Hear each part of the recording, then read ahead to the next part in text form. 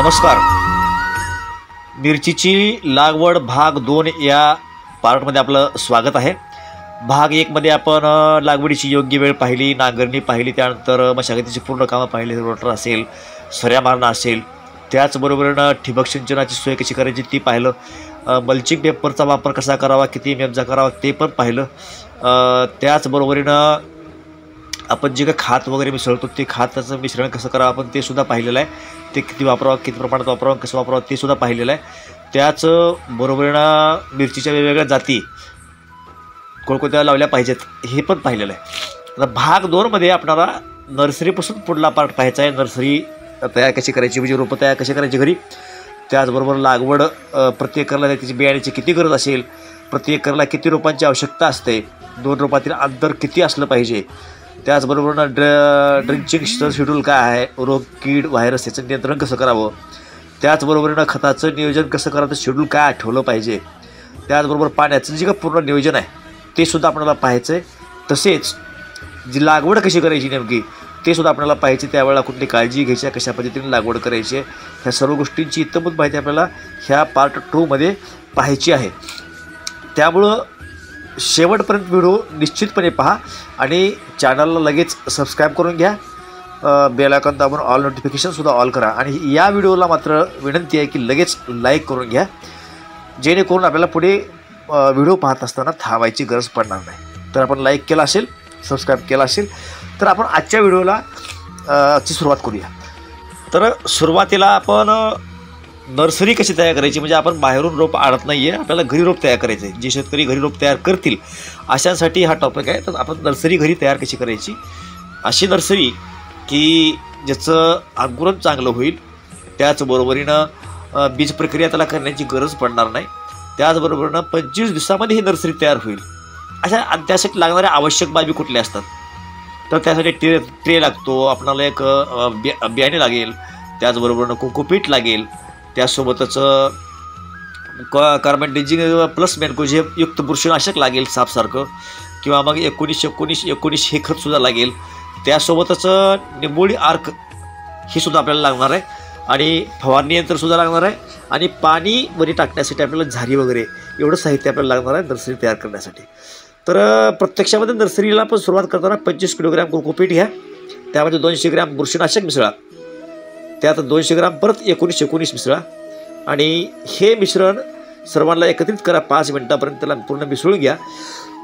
आवश्यकतेनुसार त्यात थोडेसे पाणी मिसळा आणि 5 मिनटापर्यंत त्याला बनवून घ्यायचं आहे आणि 5 मिनटाच्या नंतर हे ट्रेवरती पूर्णपणे टाकून घ्यायचं आहे. ट्रेवरती पूर्ण पसरून घेतल्याच्यानंतर ट्रेच्या सेंटरला बोटाने त्याला खोल असा खड्डा पाडायचा, ज्यामध्ये आपल्याला बिया टाकायच्या आहेत आणि सेंटरला खड्डा करून घ्यायचा आहे आणि त्यामध्ये बिया टाकून घ्यायच्यात. बिया टाकल्याच्यानंतर परत वर कोकोपीट टाकून त्याला पूर्ण साफ करून घ्यायचे आणि ती एकावर एक ट्रे व्यवस्थितपणे रचून ठेवायचेत आणि हे रचून ठेवलेले ट्रे याच्यावरती एका चवळ वगैरे झापून त्याला पूर्णपणे पॅक करून टाकायचं आहे. हे असंच 5 दिवसापर्यंत ठेवायचं आहे. 5 दिवस ठेवल्याच्यानंतर त्याला उघडून घ्यायचं आहे आणि हिरवं कापड लावून जे आपण नर्सरी तयार केली आहे त्यामध्ये ट्रे पूर्णपणे अशा अंतरून घ्यायचेत व्यवस्थितपणे. आता या ट्रेमधलं जे रोप आहे ते 15 दिवसात झाल्याच्या नंतर त्यावरती निंबोळी आर्क फवारून घ्यायचा आहे 15 ml 15 लिटर पाण्यामध्ये या प्रमाणामध्ये, किंवा मग इमिडा 70% जास्त ते सुद्धा आपण 15 लिटर पाण्यामध्ये 6 ग्रॅमच्या हिशोबानं हे कीटकनाशक वापरू शकतो. त्यासोबतच आपल्याला बुरशीनाशकाची सुद्धा गरज पडते. त्याचं नियंत्रण करण्यासाठी आपण बुरशीनाशक रेडोमिल गोल्ड वापरू शकता. यात 15 लिटर पाण्यामध्ये 10 ग्राम या प्रमाणामध्ये हे सुद्धा आपण एक फवारणी त्या रोपावरती करून घ्यायची. जर पिवळसरपणा असेल तर त्यासाठी 19-19-19 सुद्धा आपण वापरू शकतो. ते 15 लिटर पाण्यामध्ये 15 ग्राम या प्रमाणामध्ये आपल्याला वापरायचं आहे. त्यामुळं आपलं जे रोप आहे ते हिरवं होईल आणि हे टाकल्याच्यानंतर आपण थोडंसं पाणी वगैरे देऊन घ्यावं. त्यामुळं जे काही अन्नद्रव्य आहेत ती पिकाच्या त्या रोपाच्या मुळापर्यंत जातील आणि त्याला ते पूर्ण त्याचा फायदा होईल आणि जोमदार चांगलं रोप वाढण्यामध्ये सहकार्य होईल. अशी व्यवस्थित काळजी घेतलेलं रोप आता आपलं तयार होत जातं आणि ज्यावेळेस 23-25 दिवसाचं आपलं रोप तयार होतं त्यावेळेला आता हे रोप आपल्याला जमिनीमध्ये आपल्याला लावण्यासाठी तयार आहे आणि आपली जमीनसुद्धा तयार आहे. आता आपल्याला लागवड जमिनीमध्ये प्रत्यक्ष करण्याच्या पूर्वी 3 दिवस आधीपासून आपल्याला हे रान पूर्णपणे ठिबकच्या माध्यमातून भिजवून घ्यायचं आहे. त्यामध्ये ओल असणं गरजेचं आहे. 3 दिवस दररोज 2 तास या प्रमाणामध्ये या पूर्ण जो भोद आहे आपला पूर्वी ठिबक वगैरे आपण पार्ट मध्ये पाहिला त्या अंतरलेलं आहे त्याला भिजवून घ्यायचं आहे आणि ते भिजवून घेतल्याच्या नंतर रानसुद्धा सगळं चकाचक स्वच्छ ठेवलं पाहिजे. आपण ह्याच्यावरती छिद्र पाडतो. छिद्र पाडल्याच्यानंतर जी पॉलिथिन घाण बाहेर निघते तीसुद्धा आपण वेचून घ्यायचे आणि पूर्णपणे रानाच्या बाहेर टाकायचे.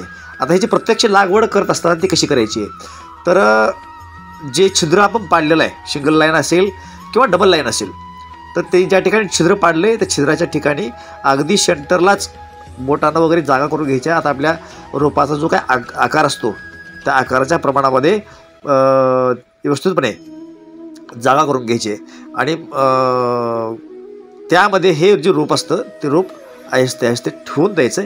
त्याच्या बाजूला जी काही कोकोपीट माती वगैरे असते ती माती वगैरे त्यावरती टाकून घेऊन व्यवस्थितपणे त्याला लावून घ्यायचं आहे. ते लावत असताना पॉलिथिनच्या बाजूला म्हणजे आपण जे मल्चिंग पेपर लावला त्याच्या कोण्या बाजूला ते येणार नाही सेंटरलाच येईल ह्याची खबरदारी आपल्याला घ्यायची आणि 2 रोपातील अंतर 1.5 फूट राहील ह्याचीसुद्धा आपल्याला खबरदारी घ्यायची ज्यामुळं रोपांची वाढ व्यवस्थितपणे होईल. समान अंतरामध्ये रोप होईल आपली बागसुद्धा चांगली दिसते उत्पादनसुद्धा चांगलं मिळतं. त्या दृष्टिकोनातून हे महत्त्वाचं असतं. तर लागवडीनंतर आपण 10 दिवस ह्याला कुठली फवारणी करू शकत नाही. त्याच्यामुळं लागवड करण्याच्या पूर्वीच आपण त्याला एक फवारा मारू शकतो लागवडला घेण्याच्या दरम्यान.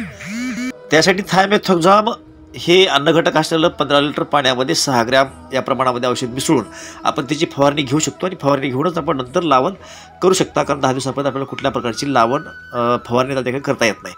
त्याच्यामुळे ही फवारा मारलेला उत्तम राहतो. त्यामुळे काही कीड वगैरे जी पडणार असतात तिचा आपल्याला फायदा होतो आणि पिकाचं सुद्धा त्यापासून संरक्षण होतं.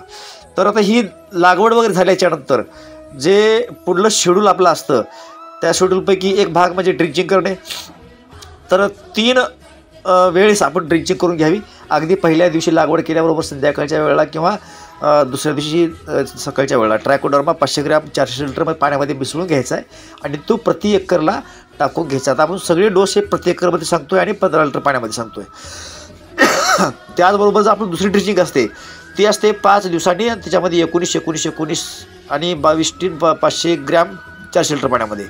ह्या अशा पद्धतीनं आपण दुसरी ड्रिंचिंग करू शकतो. आणि तिसरी ड्रिंचिंग जी आहे ती 8 ते 9 दिवसांनी करायची आहे ज्यामध्ये 12-61-0 kilogram humic acid 500 gram 400 litre पाण्यामध्ये मिसळून टाकायचं आहे. आता या तिन्ही प्रकारचे जे आपण ड्रिंचिंग करतो ते करत असताना आपण फवाऱ्याच्या माध्यमातून टाकू शकतो. फवाऱ्याच्या पुढे जे नोजल असते ते काढायचं नवीन टाकून द्यायचं किंवा मग डब्यानं सुद्धा आपण हे जे काही औषध असते ते टाकू शकतो. आता हे टाकत असताना हे पानावर पडणार नाही ह्याची आपल्याला पूर्णपणे खबरदारी घ्यायची. ते बोर्डालाच ते पाणी पडलं पाहिजे ड्रिंचिंगचं. आणि ह्याचं जे प्रमाण असतं ते 50 ते 100 ml प्रति झाडाला आपल्याला हे मिश्रण पडेल ह्याची खबरदारी घ्यायची आहे. पानावर मात्र हे पडून देऊ नका. आता हे 3 वेळेस आपण ड्रिंचिंग करून घेतल्याच्या नंतर ह्याचं जे काय पुढलं शेड्यूल आहे आपल्या कामाचं ते आहे त्याच्यामध्ये आला माझा खत शेड्यूल. आपण जे काही खत वगैरे आपल्याला द्यायचे जे ठिबकच्या माध्यमातून द्यायचे वरून तर कुठलं खत आपल्याला द्यायचं नाही आहे. त्यामुळं आता ही खतं सांगत असताना सुरुवातीच्या काळामध्ये आपल्याला नायट्रोजनची गरज पडते त्यानंतर फॉस्फरस लागतो आणि शेवटी पोटॅशसुद्धा लागत असतो. अनेक बाकी सूक्ष्म अन्नद्रव्येसुद्धा लागतात ती आपल्याला ह्या खातामधून द्यायची आहेत. त्यामुळं सर्व खाते एकाच्या वेळावर ठेवायचं आहे.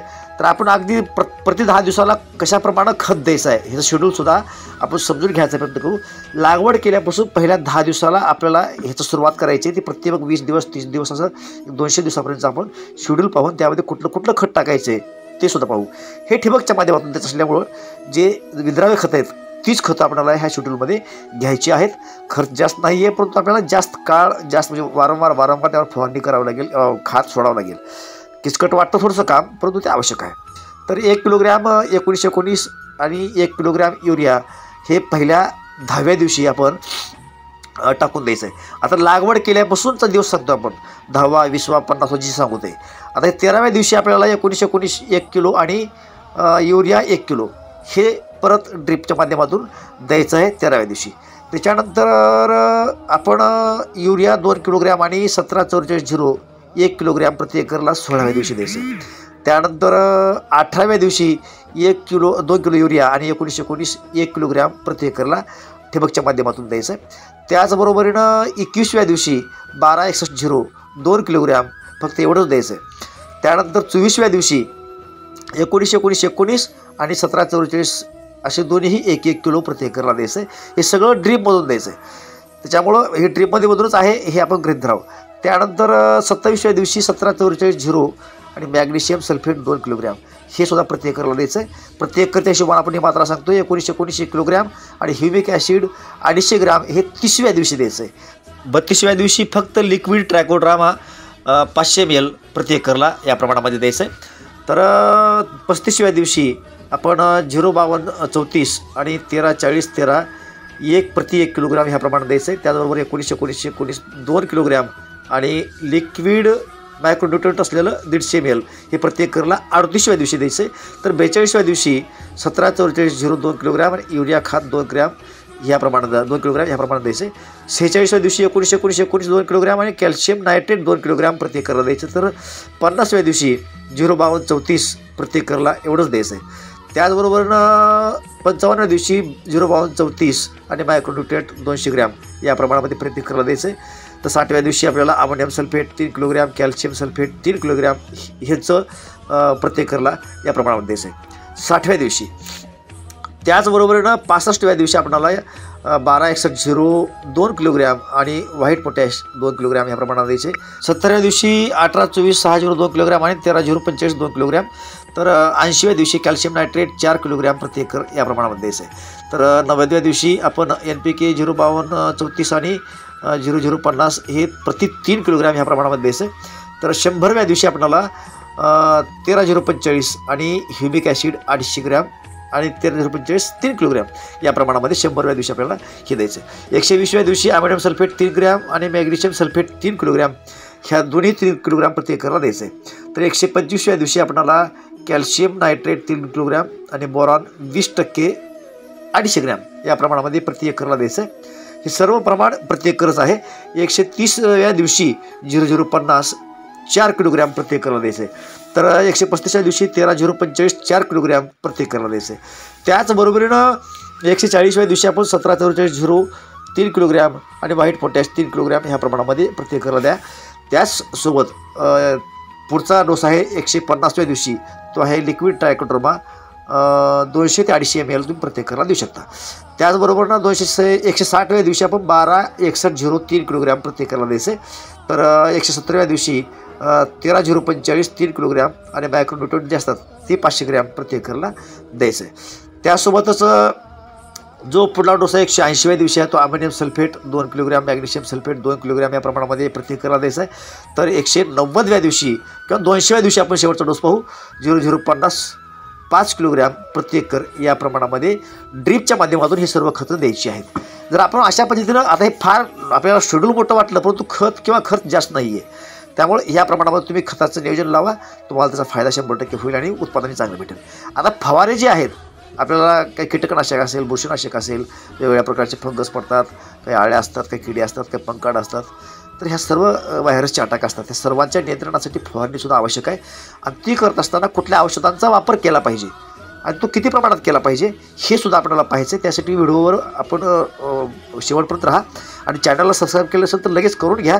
व्हिडिओला पण लगेच लाईक करून घ्या. अतिशय मेहनतीतून आपण तुमच्यापर्यंत ही माहिती पोहोचवतो आहे.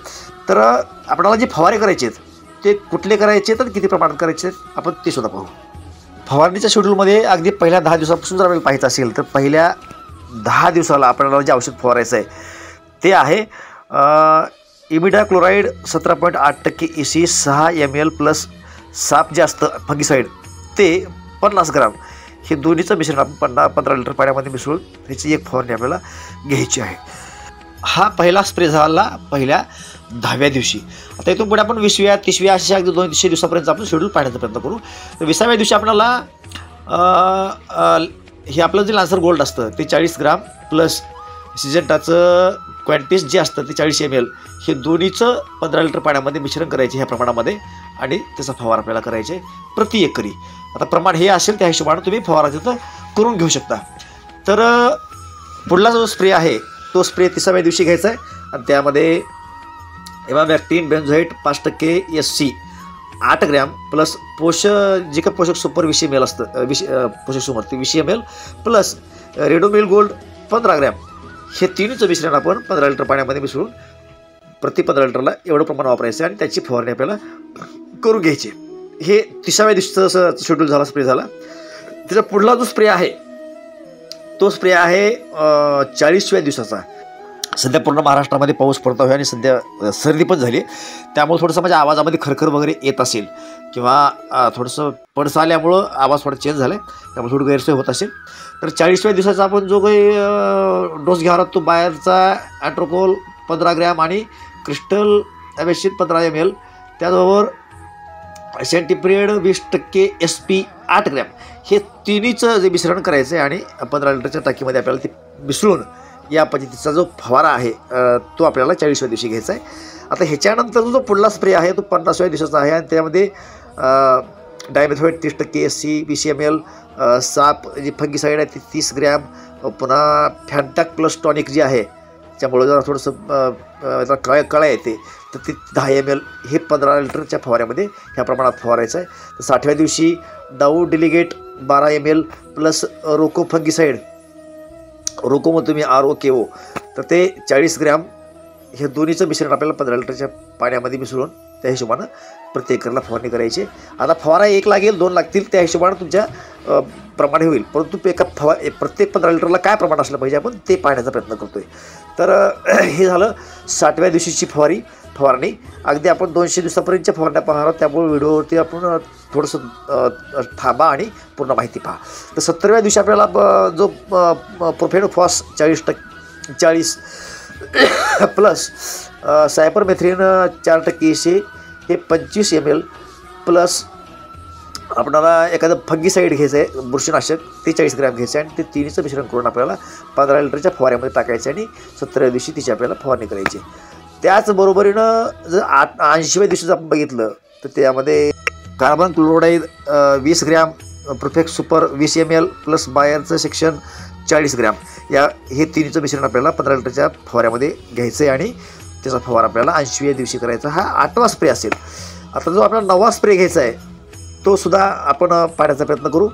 परत एक गोष्ट विनंती की आपण व्हिडिओला लाईक करून घ्यावं. तर 90व्या दिवशी 9वा फवारा घ्यायचा, ज्यामध्ये बाहेरचं सोलोमान 4 ग्रॅम, 14 ग्रॅम, तर सिजंटाचं क्वांटिस 40 ml, हे दोन्हीचं मिश्रण करायचं आहे आणि दोन्ही 15 लिटर पाण्यामध्ये मिसळून 9व्या दिवशी हा फवारा घ्यायचा आहे. त्याचबरोबर 100व्या दिवशी आपण जो फवारा घ्यावा लागतो तो डाऊ डेलिगेट 15 ml प्लस आदामाचं शमीर 30 ml, हे फंगीसाईड घ्यायचं आहे आणि ह्याचंसुद्धा आपल्याला 15 लिटरच्या फवाऱ्यामध्ये हे मिश्रण टाकून 100व्या दिवशी फवारा घ्यायचा आहे. प्रत्येकामध्ये आपण कीटकनाशक आणि बुरशीनाशक घ्यायचा प्रयत्न करतो आहे. 110व्या दिवशी FMCचं बेनेनिया हे बुरशीनाशक आहे 15 ml प्लस ऐशा ॲग्रोचं शेप्टॉन 25 ml, हे 15 लिटर पाण्यामध्ये मिसळून ह्याची फवारणी आपल्याला 110व्या दिवशी करायची आहे, जी 11वी फवारणी असेल. त्याच्यानंतर जी आपली पुढली 12वी फवारणी आपल्याला करायचं आहे, ज्यामध्ये इमॅबॅक्टिन बेन्झोएट 8 ग्रॅम प्लस UPLचं क्युप्रॉफिक्स फंगीसाईड आहे ते 25 ग्रॅम, हे दोन्ही मिळून 15 लिटर पाण्यामध्ये टाकायचं आहे आणि त्या प्रमाणामध्ये आपल्याला 12वी फवारणी करून घ्यायची. त्याच्यानंतर जी पुढली फवारणी आहे ती 130व्या दिवशी असून बाहेरचं अबेरॉन 15 ml प्लस GSP SLR 525 हे 30 ml, हे दोन्हीचं मिश्रण करून 15 लिटर पाण्यामध्ये ही फवारणी करून घ्यायची. तर त्यासोबतच जो पुढला स्प्रे आहे आपला तो 140व्या दिवशी असून 14वा स्प्रे असणार आहे, ज्यामध्ये ॲबॅसिन क्रिस्टल 15 ml प्लस धानुकाचं कोनिका 30 ग्रॅम, ह्या दोन्ही औषधांचं मिश्रण करून आपल्याला 15 लिटर पाण्यामधून त्याची फवारणी करून घ्यायची. तर 150व्या दिवशी कॉन्फिडर जे इन्सेक्टिसाईड आहे ते 8 ml प्लस हॅमेथॉक्झाम 25% WG हे 6 ग्रॅम, हे 15 लिटर पाण्यामध्ये ह्या दोन्हीचं मिश्रण करायचं आहे आणि त्याची फवारणी करायची. तर 160व्या दिवशी आपण कॉर्टॉप हायड्रोक्लोराईड हे 20 ग्रॅम प्लस फिश ऑइल म्हणजे माशाचं ऑइल असतं तर ते 30 ml, तर सिलिकॉन मायक्रोन्युट्रिएंट्स जे असतात ते 30 ग्रॅम, असं तिन्हीचं कॉम्बिनेशन करून आपल्याला 15 लिटर पाण्याच्या माध्यमातून ह्या प्रमाणामध्ये फवारणी करून घ्यायची. तर 170व्या दिवशी आपल्याला फेरस सल्फेट 30 ग्रॅम, इमिडा क्लोरोफाईड 17.8% EC हे 8 ml, या प्रमाणामध्ये आपल्याला 15 लिटर पाण्यामधून हे मिश्रण द्यायचं आहे आणि ही फवारणी आपली 17वी फवारणी असेल 170व्या दिवशी. तर ह्याच्यानंतर जो जी आपल्याला पुढली फवारणी करायची आहे, म्हणजे प्रत्येक फवारणी करत असताना आपण ह्या प्रमाणामध्ये फवारणी करून घ्या. आपल्याला जी काही मिरचीची लावण आहे किंवा लागवड आहे आणि त्याचं उत्पादन आहे अतिशय उत्तम प्रतीचं मिळेल. तर जी पुढली फवारणी आहे ती फवारणीसुद्धा आपण पाहण्याचा प्रयत्न करू, ज्यात FMCचं बेनिलिया 15 ml, अदामाचं शॅमेल 20 ml आणि स्ट्रेप्टोसायक्लिन 1 ग्रॅम या प्रमाणामध्ये 180व्या दिवशी द्यायचं. तर 190व्या दिवशी आपल्याला प्रोफेक्स सुपर आणि अँट्राकॉल 40 ग्राम ह्या दोन्हीचं मिश्रण करून आपल्याला फवारणी करायची. तर 200व्या दिवशीचा टाटा बहार 30 ml, सेक्शन ही जी फिंगिसाईड आहे ती 40 ग्रॅम आणि डव डिलिगेट 12 ml या प्रमाणामध्ये आपल्याला शेवटची 200वी फवारणी करायची आहे आणि ती 15 लिटर पाण्यामध्ये. ह्या सगळ्या फवारण्या आपल्याला 15 लिटरच्या पाण्याच्या प्रमाणामध्ये आपण सांगितलं हे सगळे डोस या प्रमाणामध्ये आपण फवारणीचं खताचं सगळं नियोजन करायचे. या व्यतिरिक्त प्रॉपर लेवलला शेतकऱ्यांनी आपापल्या अनुभवातून काही औषधांची इकडे तिकडे अदलाबंदी केली चालू शकते. आपल्या अनुभवाच्या बेसवरती आपण ह्या सगळ्या गोष्टीची माहितीची तपासणी करून घ्यायची आणि आपल्याला हे योग्य वाटलं तर ह्याची सुद्धा आपण अंमलबजावणी करून त्या प्रमाणानं आपल्या मिरचीची लागवडीमध्ये या पद्धतीनं तंत्रज्ञान वापरून घ्या. चांगल्या पद्धतीचं उत्तम उत्पादन भेटेल अशी आशा वाटते. ही भाग 1 आणि भाग 2 मधील माहिती कशी वाटली निश्चितपणे कमेंट सेक्शनला कळवा. अतिशय माहितीपूर्ण व्हिडिओ बनवण्याचा आम्ही प्रयत्न करतोय. आम्हालाही समजून शकेल की व्ह्यूअरला कशा पद्धतीचे व्हिडिओ आवडतात. त्यामुळे कमेंट सेक्शनला आपले मतं निश्चितपणे कळवा, निगेटिव्ह पॉझिटिव्ह जे असतील ते. आणि या व्हिडिओला लाईक करा, चॅनलला सबस्क्राईब करा. एका नवीन व्हिडिओमध्ये नवीन माहितीसह निश्चितपणे भेटू. तोपर्यंत नमस्कार.